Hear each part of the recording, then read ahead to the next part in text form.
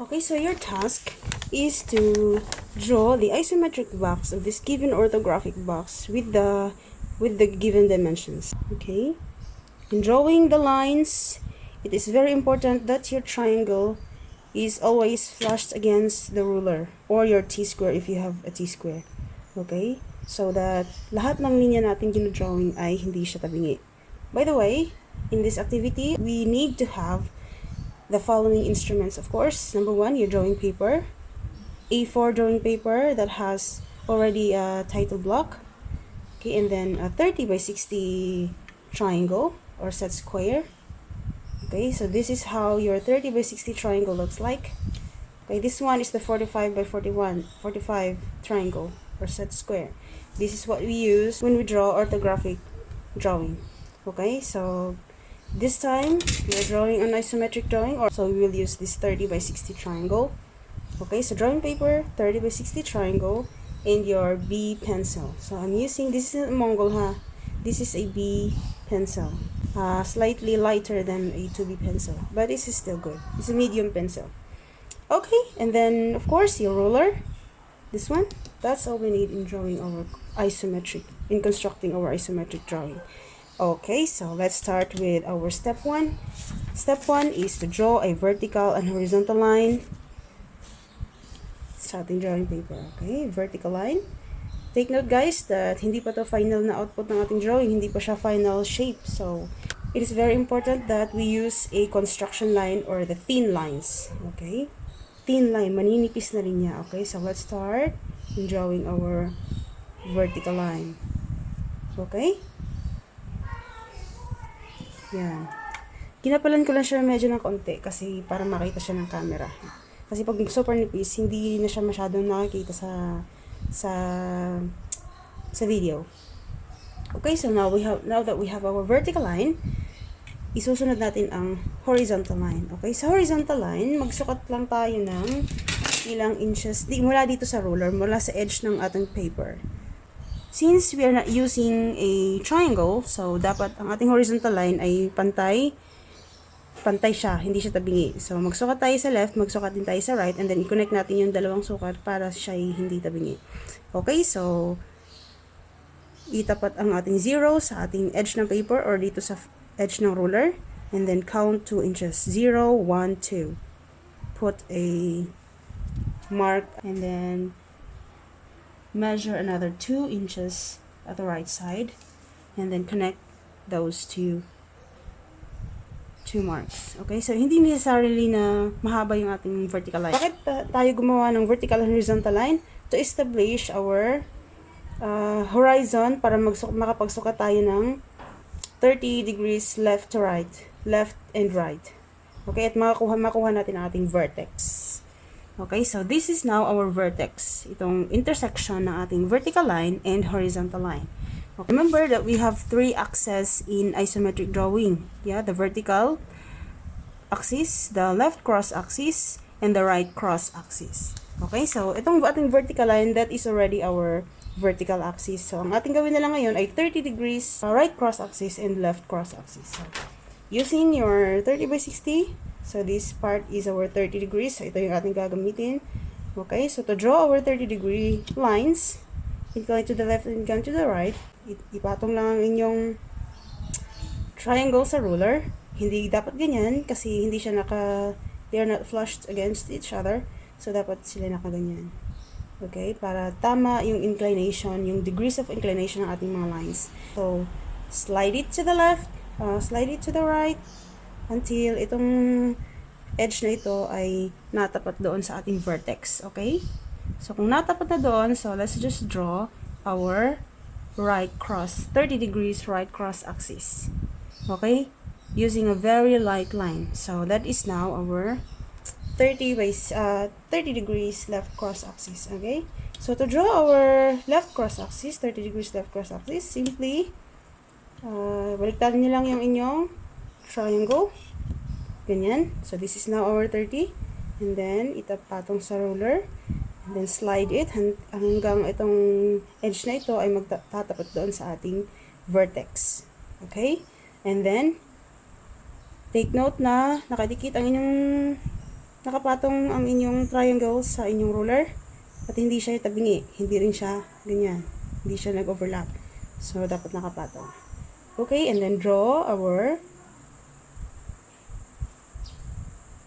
left cross axis.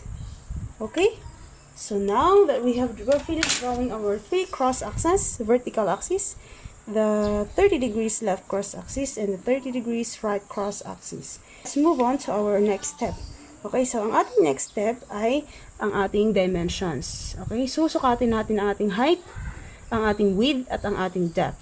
Okay, so kung titingnan natin ang ating drawing sa orthographic box, okay, meron tayong width na 3 inches, height na 2 inches, and depth na 1.5 inches. Okay, so saan natin susukatin ang mga dimensions na ito? Okay, so balikan natin ang ating drawing. Diga, meron tayong 3 axis, okay? Ang dimension na matatagpuan natin sa left cross axis ay ang ating width. Take note, ang ating width ay 3 inches. Tapos ang ating height naman nasa vertical axis na mayroong sukat na 2 inches. Okay? So, width, height, and depth sa ating right cross axis. Ang ating depth ay mayroong sukat na 1.5. Let's start measuring our width. Width is found on our left cross axis. Yeah, 30 degrees left cross axis. So, we will use our ruler to measure those dimensions. Okay. Saan tayo magsimulang magsukat sa ating mga sukat? So, dito tayo sa vertex. Vertex, itong ating 0. Dito sa intersection ng lahat ng ating axis. Okay? So, itapat natin ang ating inch ruler sa ang 0 sa vertex. Okay? Dito tayo sa, ang ating sinusukat ngayon ay width na matatagpuan sa ating left cross axis. Okay? 0, 3 inches. Okay? So, we have 3 inches width. 0, oops. Doon kayo mismo guys magsukat sa mismong linya o sa mismong axis. Okay, 0, 1, 2, 3. Okay, so we have 3 inches. Lagyan ng mark sa mismong linya. And then, ngayon naman ang ating height na mayroong 2 inches. Saan natin susukatin ang ating height? Sa ating vertical axis. Okay, saan magsimulang magsukat? Sa ating vertex. Okay, itapat ang 0 sa vertex. And then, measure 2 inches. 0, 1, 2. And then, put a mark or a light check.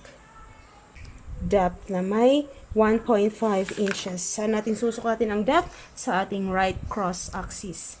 Starting from our vertex. Okay, 0, 1, 2. So, this is 2 inches. So, 1.5 lang siya. So, in between this. 1, 2. So, this is our 1.5 at the middle. Meron na tayong dimensions. We have now our width, our height, and our depth. Let's move on to the next step to draw a box. Okay? So, paano ang mag-drawing ng box? Okay, in drawing our box, we also have to follow some a few simple steps. And using our triangle, we will project parallel lines of the 3 axes mula doon sa ating mga sinukat. Okay? So, simulan natin sa ating width. Okay? So, dito ang ating width. So, mag-drawing tayo ng parallel lines ng vertical axis sa width at sa depth. So, these lines will be projected from this dimension going up. Okay? So, using our triangle, move doon sa ating width, and then project a parallel line of vertical axis, and then another parallel line of vertical axis dito sa ating depth.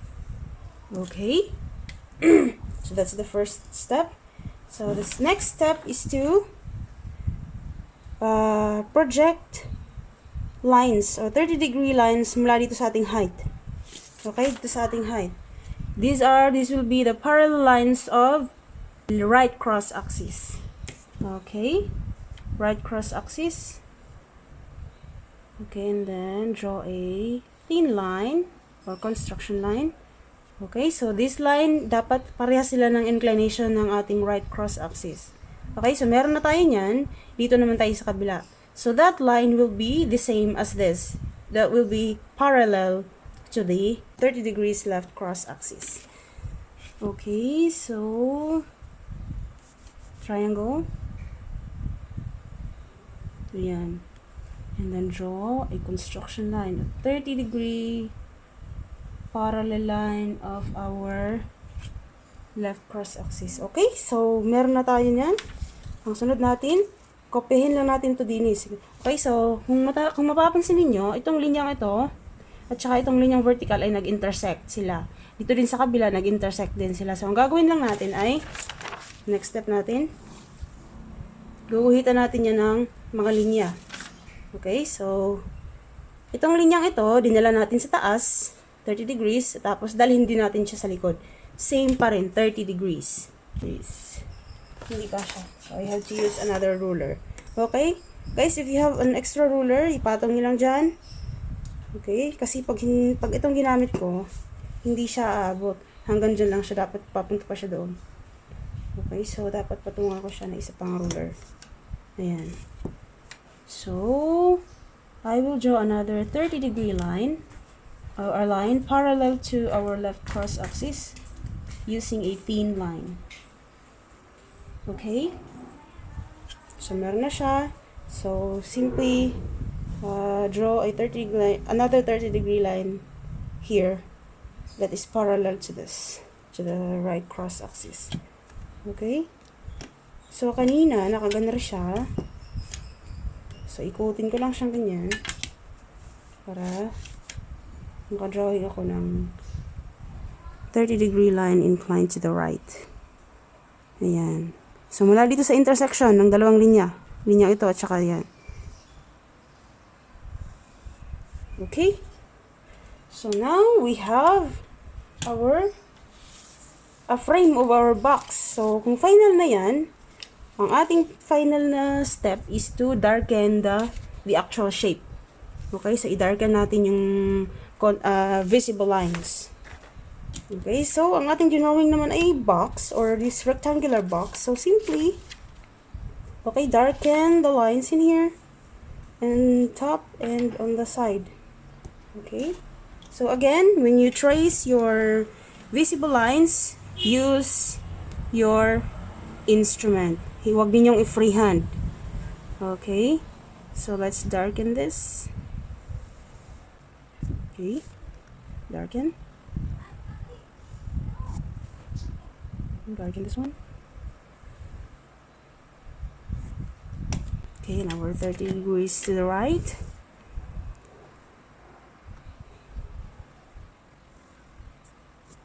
And this one.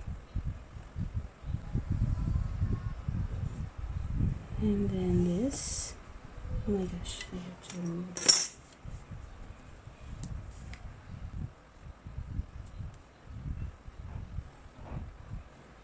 Okay, just keep tracing the visible lines. Now, ang atin namang 30-degree lines that are inclined to the left. Darken that. And then this one.